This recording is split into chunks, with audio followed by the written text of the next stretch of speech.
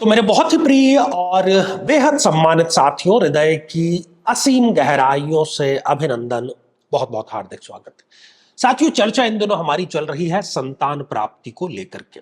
और संतान प्राप्ति में एक बहुत ही सामान्य, एक बहुत ही आम जो बाधा है वो है अनचाहा गर्भपात, मतलब अनवांटेड अबॉर्शन जो है वो कई बहनों को, कई महिलाओं को उसका सामना करना पड़ता है। और जैसे ही इस प्रकार की स्थिति सामने आती है तो न केवल वो व्यक्ति, वो बहन शारीरिक रूप से बल्कि मानसिक और इमोशनल रूप से भी वो टूट जाती है।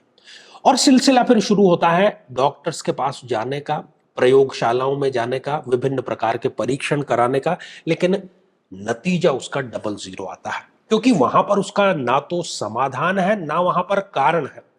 दोनों ही, मतलब कारण और समाधान दोनों ही जन्म पत्रिका में निहित है। मैं ये आपको दावे के साथ में और पूरी जिम्मेदारी के साथ में कह रहा हूं। आप स्वयं या आपके घर में कोई बहन बेटी इस प्रकार की समस्या से ग्रसित है तो उनकी जन्म पत्रिका खोलिए और इस एपिसोड को ध्यान से देखिए। जिन बिंदुओं का यहां पर मैं जिक्र कर रहा हूं उनमें से यदि कोई बिंदु उनके साथ में मिलान होता है तो वो कारण एस्ट्रोलॉजिकल है, कारण सूक्ष्म है और उसका समाधान भी यहीं पर आपको प्राप्त हो जाएगा। आज हम कर्क लग्न के बारे में चर्चा करेंगे। यदि अभी तक आपने अपने लग्न से संबंधित एपिसोड नहीं देखा है तो यहां आई बटन में हमने आपको उसका लिंक प्रोवाइड करा दिया है, जाकर के जरूर देखना चाहिए।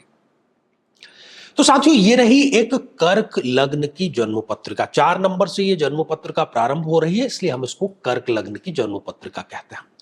अब कर्क लग्न में पूरी की पूरी जिम्मेदारी, पूरा का पूरा जो दायित्व है गर्भ धारण का, संतान उत्पत्ति का, गर्भ की रक्षा का, गर्भाशय की संरचना का, वो मंगल देव के पास में, पंचमेश है वो। तो सबसे पहली स्थिति, यदि मंगल देव स्वयं उठ करके छठे, आठवें या 12वें भाव में जाकर के विराजमान हो जाएं, पहले या तीसरे माह में ये अनवांटेड, जो उसको एबॉर्शन बोलते हैं, अनचाहा गर्भपात, उसकी स्थिति अवश्य उत्पन्न कर देता है। यदि मंगल देव नीच राशि के हो, नीच राशि के वो हो जाएंगे लग्न में, ये स्थिति यदि है तब भी ये अनचाहे गर्भपात का कारण बनते हैं।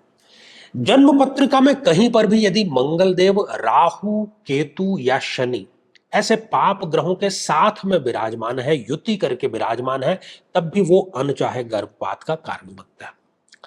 साथियों, आप मंगल की डिग्री पर दृष्टिपात कीजिए। यदि मंगल जन्म पत्रिका में 0 डिग्री के हैं या 28, 29 जैसी अंतिम डिग्रियों के हैं, तब भी वो अनचाहे गर्भपात को प्रश्रय देते हैं और इस प्रकार की स्थितियां आती हैं।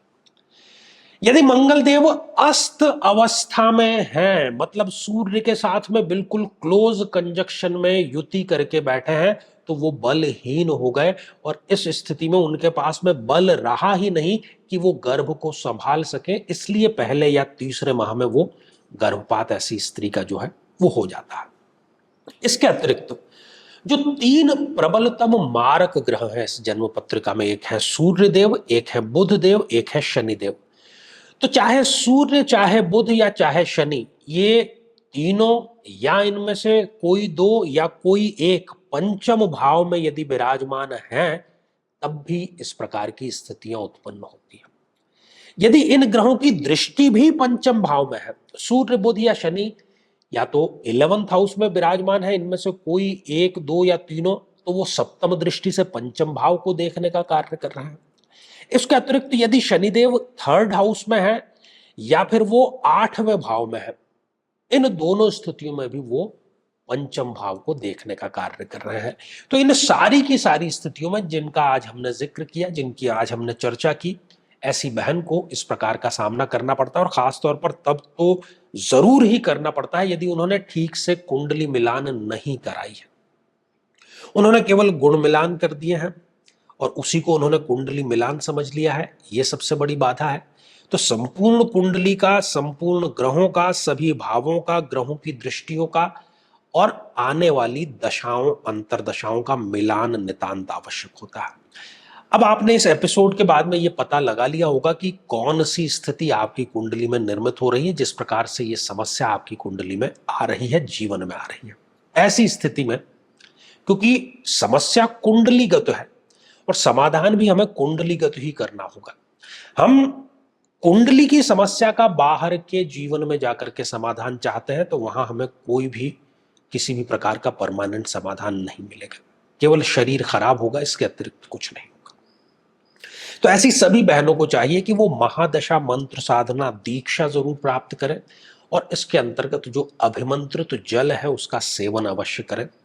उनको निश्चित रूप से बहुत शीघ्र गर्भधारण भी होगा और सुरक्षित भी रहेगा और एक स्वस्थ शिशु भी उनको अवश्य ही प्राप्त होगा।